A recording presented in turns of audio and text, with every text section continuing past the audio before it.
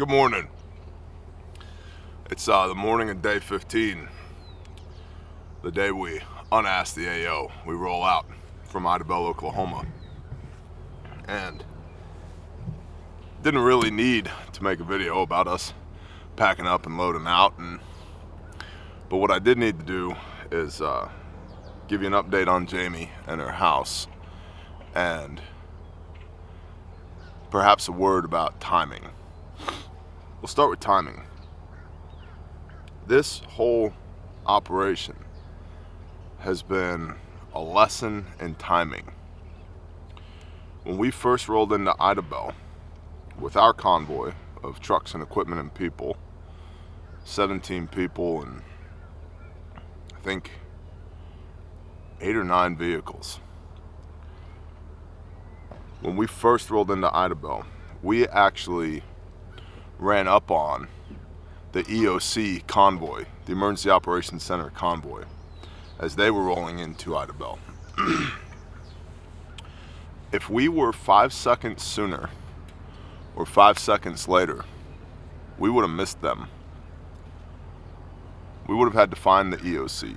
We wouldn't have been there when they were establishing the EOC. We wouldn't have immediately been building rapport with the agencies and organizations at the EOC. That would have delayed us in getting search and rescue done. That would have delayed us getting a foothold in McCurtain County and being able to do all the things that we did. 5 seconds. If we'd stopped to piss for 5 seconds longer than we did, if we had left 5 seconds sooner from Heavener that first Friday evening, we would have missed it. That's Yah's timing. It's not us. Timing of the people coming and going who were volunteering and what they brought and when they brought it and the skill sets and equipment that they brought. All Yah. The timing of the funding to accomplish certain aspects, certain facets of this operation because of y'all and Yah. It's all him. And so it's his timing, his will be done. And even when you're super frustrated that things aren't going the way you want them to go because this has to happen right now, that doesn't surprise him because it's his timing. And so sometimes one must subordinate their ego and allow the Father to work. And that's tough for a guy like me because I want to go, get it done, get it done, get it done. But he's like, oh kid, if you would just pause for a moment, breathe, be still and know that I am Yah. I have everything you need and most of what you want at my fingertips just waiting for you. If you'd simply ask and be patient for me to deliver.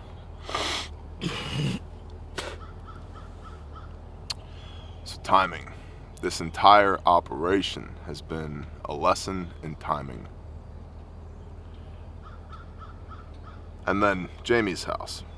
We had a long conversation with Jamie yesterday because we were running up against a brick wall with the city council and the mayor.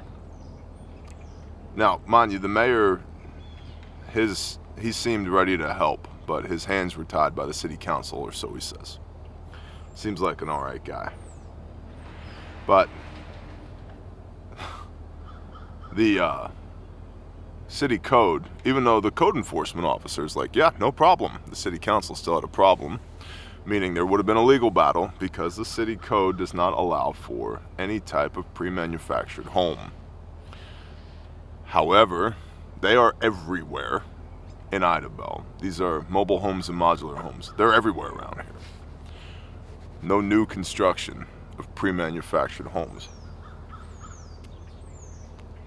However, pre-manufactured buildings are a go, especially if you're trying to build a dispensary. How interesting. So, if you want to put up the 12th dispensary in a little tiny town of 7,000 people, interesting, it's actually 6,990 is the official population of Idabel because you qualify for more government assistance if you're under 7,000 people. Yeah, scumbag politicians. But if you want to put up the 12th dispensary in a town of 7,000 people, with a pre-built structure, no problem. But if you want to get a single mom with 2 jobs and 2 kids and a new house, problem. That's not allowable per the city code. And we had a lot of conversation about what does that look like. We reached out to our attorneys. We started the ball rolling on legal action. Timing. And so we also had a conversation with Jamie. Maybe the reason we're running up against a wall with putting this house for you in Idabel is because your house isn't supposed to be in Idabel. And so we had a conversation with Jamie. The whole reason the father, at least per our perspective, sent this tornado here was to get her attention and to get our attention so that our 2 arcs, our paths of life would intersect, so that we could meet this young woman, so that we could help her. We asked her, what do you really want? If I put a house for you in Idabel, does that help you long term, or does that just fix the fact that you don't have a place to live? And there was a lot of tears and a lot of talking and a lot of planning. And the long and short is, we're not putting that house in Idabel for Jamie. Not now. We're not even putting that house back.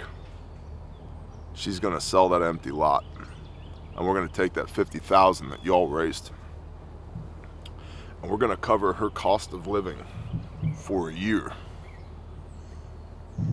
while she relocates to a different part of Oklahoma, frankly, closer to us.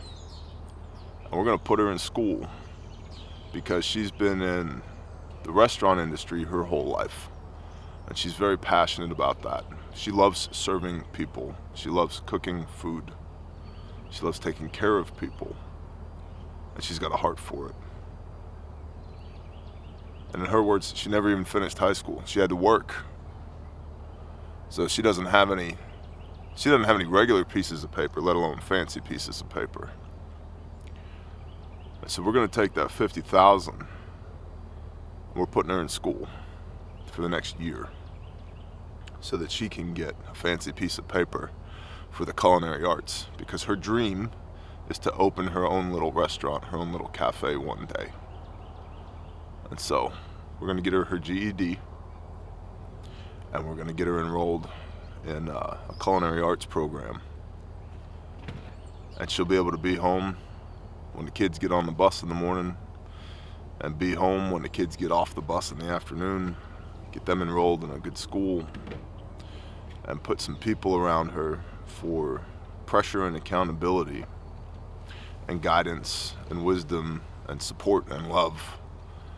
We're going to take care of her for the next year of her life with a plan about how do you get from where you are to where you need to be, so that now that the Father has extended this opportunity for you, for your own personal great reset, that you can not only get your feet back underneath you, work on you, but so that you can be strong for other people, because that woman,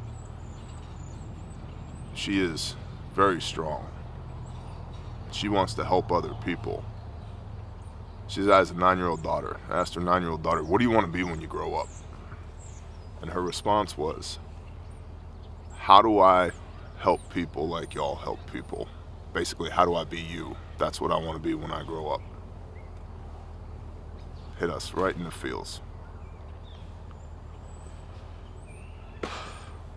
So we're going to get Jamie strong so that Jamie can get other people strong when she's strong enough to take care of herself.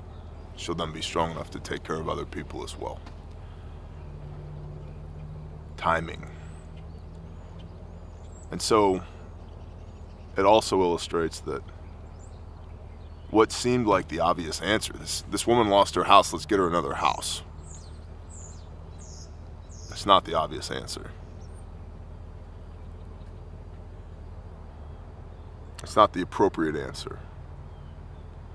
The appropriate answer is she needs a life back. And we're going to help her get it. You are going to help her get it. And I can't thank you enough for that. So we're renting her a place to live for a year. We're putting her in culinary school. We're helping her get her GED. And we're going to cover her living expenses for the next year so that she can focus on her and begin the process of putting her life back together. And we are all in agreement, Jamie included, that that is way more valuable than a house. A house in a town where she has no upward mobility. A house in a town where her parents died and her brother died, and where she's got one friend, and even then, you know, there's a lack of productive relationships here. So I can't thank y'all enough for that. The ranch is cleaned up. The leg, that site is as clean as it's gonna get with us being here right now. We've hit a dozen sites at least, fed hundreds of meals. We've put over 3,000 man hours in the last 2 weeks on this project. 3,000 man hours in the last 2 weeks on this project. Burned well over 1,000 gallons of diesel. I don't know how many, 1,000 hours of saw time probably. Couldn't do it without you. I got the question, we'll end with this. I got the question from somebody who was interviewing me while I was here. How do people get started doing this if they want to do this themselves? The answer to that's simple. I did not ask anybody's permission to do this. I just did it because it was the right thing to do. And make no mistake, we're not the best at this, nor are we the best that we can be at this. But we're pretty damn good at it because we simply started doing it. And we learned by doing. And we've built a lot of powerful strategic partnerships, strategic relationships with individuals, agencies, and organizations. Not because we begged them for their help to then go do something. We just started doing something, and your vibe attracts your tribe. And people saw us being productive and wanted to come alongside us and be productive with us. So you don't need anybody's permission to do the right thing. You just need to do it. And never underestimate how valuable it is for one person to step out in faith and start doing the right thing. That's what happened here. We've got more than 200 volunteers nationwide, 200 regulars now. We've been doing this 39 months. We've got 200 regulars now. It's incredible. We've got a strong board. We've got equipment and assets and capabilities and relationships that are unfathomable. In just over 3 years for simply stepping out and doing the right thing. And mind you, just because it's the right thing to do doesn't mean it's going to be easy. It's not easy, but it's good. So don't conflate easy and good. So don't wait for somebody to offer you the opportunity to do the right thing. Just go do it. I appreciate y'all more than words can convey. It literally would not be possible for us to do what we do without you. And I thank you again for your continued support. Please continue to pray for the people of Idabel, Oklahoma. Please continue to pray for Jamie. Please continue to pray for Grindstone Ministries and Caleb House.